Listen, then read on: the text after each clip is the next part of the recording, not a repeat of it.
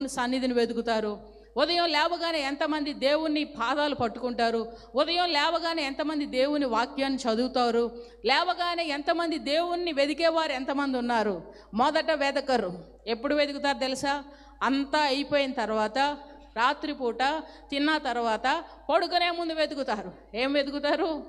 పడుకునే ముందు ప్రార్థన చేద్దామని అప్పుడు కూర్చుంటారు. లేకపోతే అలా నిద్ర వచ్చే సమయంలో మంచం మీద కూర్చొని ప్రార్థన చేస్తాం.